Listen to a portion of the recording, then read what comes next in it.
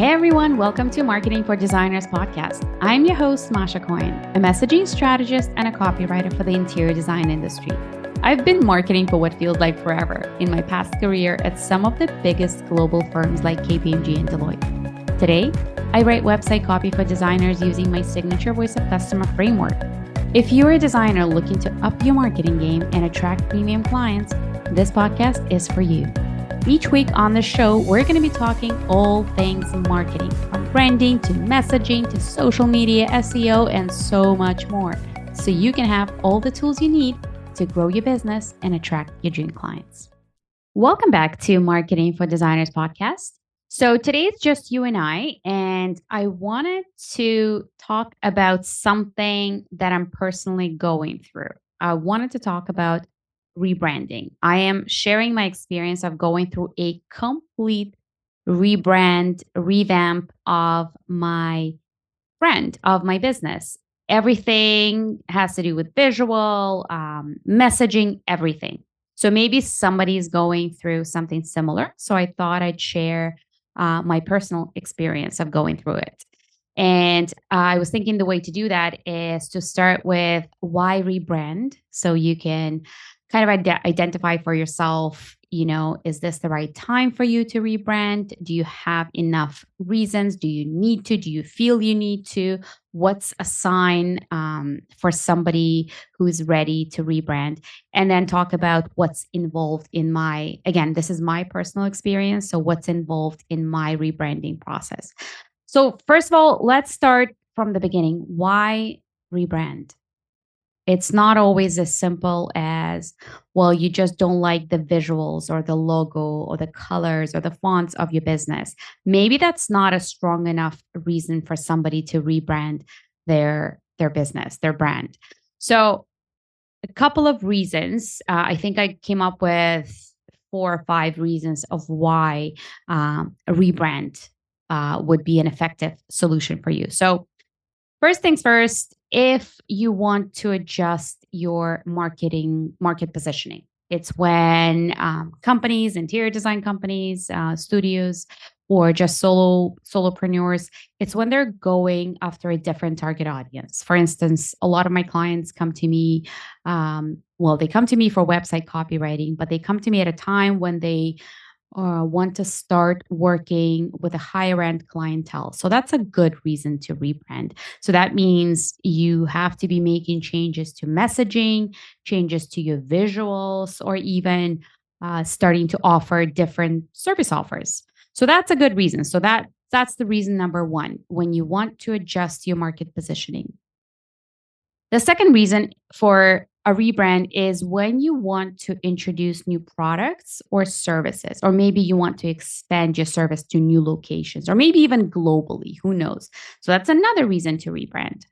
A third reason would be when you realize that you need a more effective competitive edge or a differentiator, especially in interior design, when so many interior design brands look and feel and sound kind of similar or maybe even the same. And it's so hard to stand out in such a crowded marketplace. So you go for a rebrand to make your brand, your interior design brand, stand out. So that's definitely a good reason to rebrand. Another reason for a rebrand is when you, as an interior designer, start to pay attention, or a lot more attention, to your client preferences or market trends, or changing market trends or needs. For example, when COVID hit, a lot of firms pivoted. They started offering different or new services or revised services. Some of the companies niched down or added, like I know a lot of interior designers started offering virtual design specialties. So their brand needed to reflect that. So adapting to new trends or evolving consumer preferences sometimes can necessitate changes in your brand's aesthetic, your voice, and your message. Now, for me personally, I had a different reason, or maybe a combination of a couple of reasons. The reason for my rebrand was twofold. One, I've outgrown my current brand. I'm not even sure if I had a strategic or intentional brand to begin with. I started my business 5 years ago, and I don't remember putting so much thought into it when I just started 5.5 years ago. I hired somebody to do my logo. I wrote copy for my website, mostly focusing on what I do and not so much of who I serve, which is definitely not the right thing to do. But I started Instagram, and honestly, that was about it. That's how I started 5 years ago. I, did those things, got a logo, wrote copy, started Instagram, and I started my business. So not a lot of thinking went into it, into actually creating a well articulated brand. So for me, I've definitely outgrown this brand. Today, I know a lot more about who I serve and who I work and how I work than I did 5 years ago.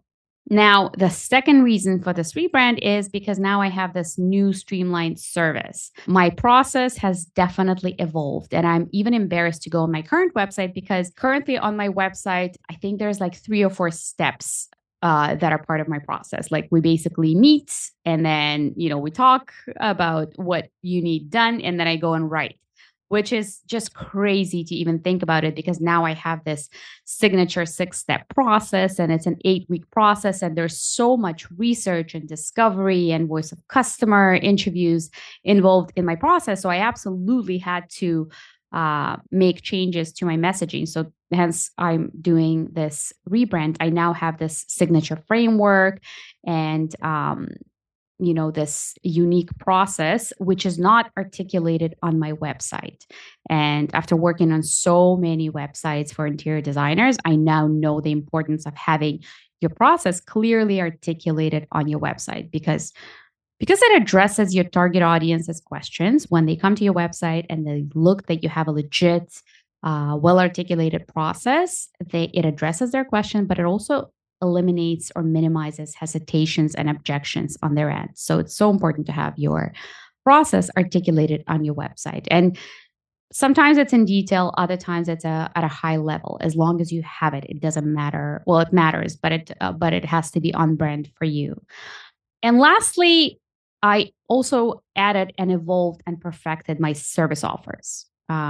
Before, in fact, I actually eliminated a lot of them. I feel like I started with so many different service offers. And anytime new clients would come to me and they would ask me, well, do you do this? I'm like, yep, sure, I can do that. Do you do that? Yep, sure, I can write that.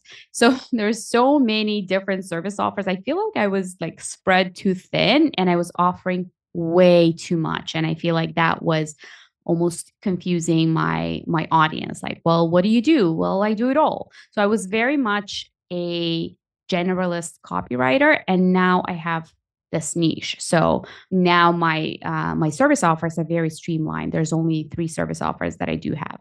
And that's the third reason for me, because now I also have a niche. I am a lot more focused, not only in terms of how I work and what I offer, but also who I work with. So now I have this beautiful niche. I only work with interior designers, and it's currently not reflected on my website. Hence the rebrand. So my current visual side and messaging side on my website and on other channels is not aligned to that niche and to my brand. So I work solely with interior designers. And while my Instagram is a lot better at reflecting that, because it's so much easier to change things on the Instagram because you just swap imagery and messaging, on my website, my visuals and my messaging is not to date. So that was why rebrand. Now let's talk about what's involved in the rebrand. And for my business, it consisted of a few things. It consisted of messaging, visuals, and service offerings. So these are the 3 parts of my rebrand. These are the 3 changes I had to do so it reflects where my business currently stands. So let's walk through this rebrand process. And I have to be honest, I am currently still going through this rebrand process. I'm getting close to the end. I still have ways to go. So what did I start with? The first step was I started with an internal audit. So I wanted to identify what's currently missing from my brand, what needs to change. what I need to work on, what's something that I've never even had from the get go. So that's when I determined that website messaging and brand photography were completely missing for me. I did not have any of that. I had some brand photography done in the past, but it was never really aligned to the current niche that I'm serving. And it wasn't really the right kind of visual aesthetic because I didn't do it strategically. I didn't look at it as like, okay, who is my audience and what needs to change in my visuals in order for those two things to align. I had to do that. That internal audit kind of identified the things, the plan forward, the plan to move forward. But in terms of my Instagram and my marketing, I had a pretty good plan, pretty good strategy in place. So those two things did not have to change dramatically. Like I said, I'm still going through this rebrand. So maybe things would be tweaked in the process. But the main considerations had to be around my website and around brand photography. So that was the first step, internal audit. Next, I needed to look at my target audience and not just look at it, but really, really study it and gain like a really complete understanding of what my audience is all about. So what did that step look like? I literally hired and the reason why I hired for this step is because it's a little bit weird talking to your own clients and kind of sitting down with them and telling them, well, tell me about what was your experience working with me. So I wanted to eliminate that kind of, because I wanted my clients, my past clients, to be very upfront and honest with their feedback about working with me, about their experience working with me. So that's why I decided to outsource it. Best decision ever made. I outsourced this part of my rebrand. So I hired a research analyst and she talked to, I think it was 7 of my clients the goal was to really understand their experience working with me. And then at the end, I got this beautiful 40-page report that covered everything. All the challenges that they were experiencing when they came to me first, what were they feeling before they even started looking for a copywriter for their interior design brand. And just to mention that those 7 clients were all interior designers because that's my audience. So it was important for me to get a solid grasp on who this interior design ideal clientele is. So my research analyst basically talked to these clients, and like I said, she talked to them about their challenges that they were experiencing. What were they feeling? What were the considerations or decision making process? To hire me, to actually seek out a copywriter for their website messaging. What they wanted, their aspirations, what they kind of were feeling, what they were frustrated with. So all the things. It was amazing. The insights that I received at the end was incredible. So side note on that is because of this in-depth audience profile, because it was so incredible, I actually created a separate service offer like this for my own clients, interior designers. So it's basically me talking to your clients. And I still do that right now as part of my website copywriting process. I talk to your clients to understand what their challenges are, why would they be even considering hiring an interior designer, how they chose you, why they chose you, what resonated, all the things. So I still do that as part of my website copywriting process.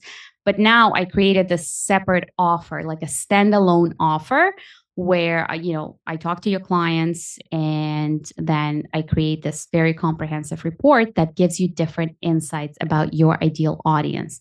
And of course, I give you the amazing client testimonials because all of these come as a result of chatting with them and asking them all these questions. And those testimonials are pure gold usually. So stay tuned for that offer. I'll be sharing more information about it, hopefully at the end of this rebrand. But that was the second step. After the internal audit, I did the in-depth look at my target audience to really understand. And it's not just like a snapshot of, well, this is who my audience is. They're between 40 and 50. No, this is like in-depth. What are they feeling? What's in their heads? What motivates them? All the things. So that's step number 2. The next step was the visual identity development. So here, again, I hired I feel like the number one thing that went so well for this rebrand is because I hired really smart people. So I hired a brand strategist to create a whole new identity for me, a whole new brand identity. So that included everything from new logos, new fonts, new colors, new everything, basically the new visual identity. That was an interesting and iterative process. I know that different brand strategists have different processes. Mine took a little longer. But what I liked about it was the fact that there were so many different meetings with this brand strategist, and she offered me so many different opportunities to provide feedback at different on different options and different versions of the kind of branding assets that she was creating. So I felt very much in control. Yes, it was outsourced to an expert, but I felt so in control. I felt like I had so much say in the visual identity that was created for my brand. So I really loved that part because I am a control freak and it was very difficult for me to kind of let go and let her do her magic. But I'm glad I did. But at the same time, I did provide feedback at different steps and phases in the process. So now I have this beautiful new brand along with typically they provide like a brand guidelines document that I'll forever use for everything throughout this rebrand and beyond. Because don't forget, this branding guidelines. If you're outsourcing your social media, they'll probably ask you for a brand guidelines. If you're outsourcing the web design build, your web designer will probably ask you for your brand guidelines. So you'll need this document going forward. So that was the next step. Now, after the visual identity development, came the brand voice and messaging. And this is the part where I looked at all the core elements of my brand, my mission, my vision, my core messaging pillars, my voice, my brand personality, my core stories. Essentially, what I created was a document or a guideline document that succinctly captures my brand's DNA. So the goal of this document is to get clarity on what makes my brand unique. What sets me apart as an interior design copywriter from other copywriters and even from other copywriters in the same kind of industry, not just from generalist copywriters. It looked at, how I want my voice and personality to come across to my audience. What's important to my brand? Who do I want to work with? Again, talking about, my ideal audience, the core stories that I'm sharing on social media and in my emails, in my email newsletters, the language that I use, all the important things. So absolutely everything. This is such an important document for any business. It's like your brand Bible. Another side note, that's my other key service offer. So everything is strategic in my business. Like I have these three service offers. The website copywriting. This is probably my signature service. Is the best way to work with me because it includes everything. The second one is the ideal customer blueprint, which is the profiling of your ideal client. And this third one, the brand voice and messaging guide, because I feel like these are the foundational pieces of any brand. Is the messaging, all the words on your website. And the next one is the design.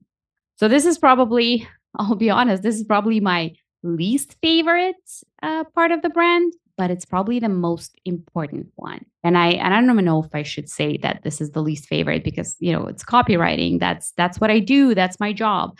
But because it's such a tough one, this was the most labor intensive part. So part one of this website phase is copywriting. It involves writing all the website messaging, every single page, every single paragraph, everything for all the core pages on your website.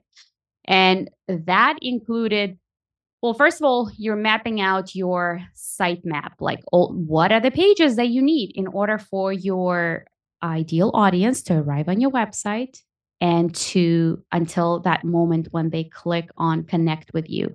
What are the pages that are involved in that user experience? So I started with mapping out the user experience, which is what I do for my clients.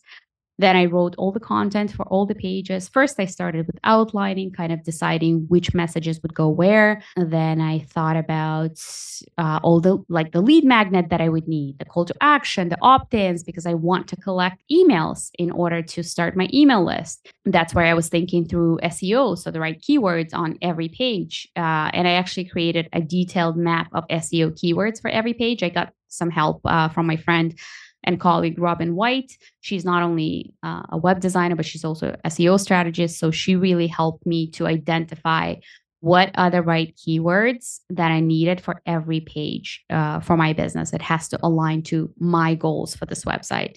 Then came the writing. And like I said, that was the most difficult part of the project, the lengthiest one, the most labor intensive, the most tedious one. And like I said, I know I shouldn't say that because that's what I do. But let me tell you, it's one thing to write for clients, for interior design clients, but it's a whole other thing to write for yourself and about yourself. It's a challenging one.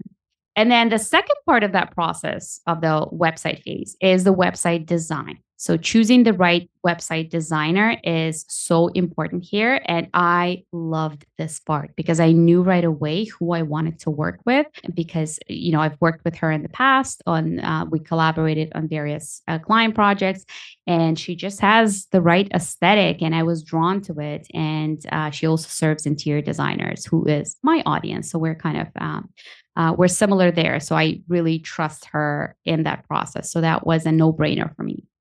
So that was the website, which consists of copywriting and website design. After this part of the rebranding process came the fun part. This is where I had a lot of fun. This was the branding photo shoot. And that's kind of tied to your visual identity.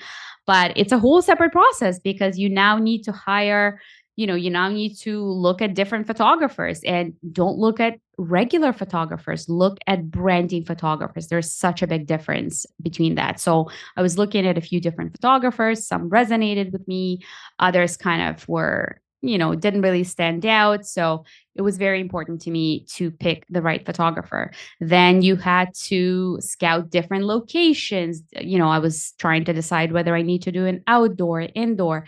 All of that came with really keeping in mind who my audience is. This is probably one of the most bits of the process. You have to keep in mind who is the audience that you are trying to reach, and based on that, make all the decisions based on that, which is scouting the right locations, then choosing props, then choosing different poses.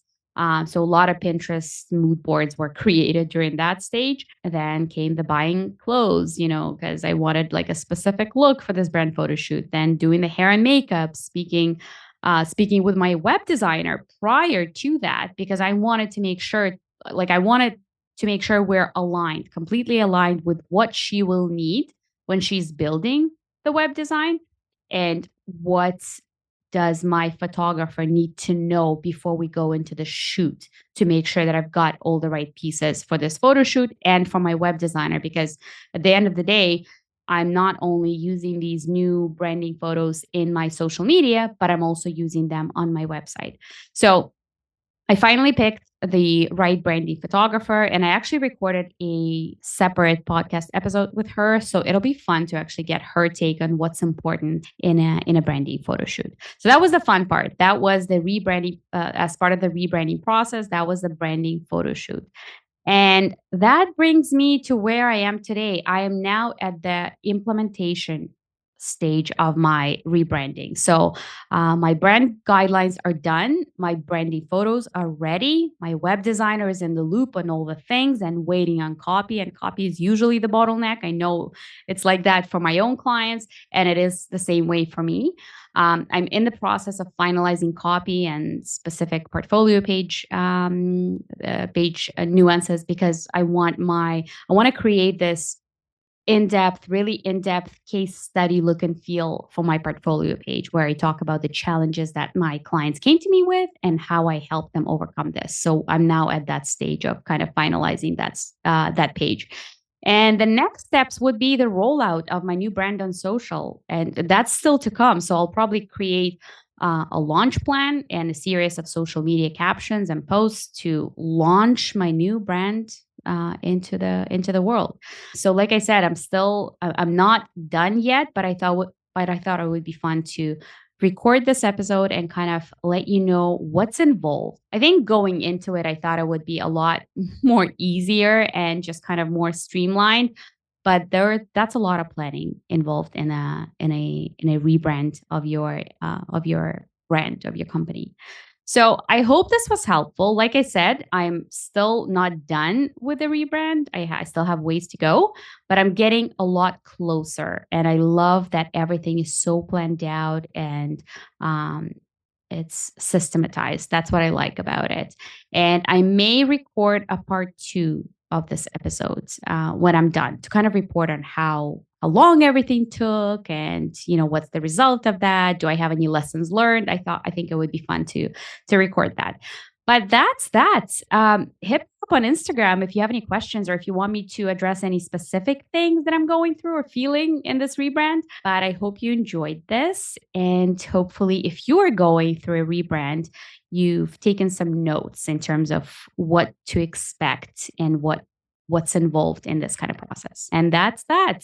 See you next week. Thank you so much for tuning in to another episode of Marketing for Designers. This is Masha Cohen signing off. See you next week.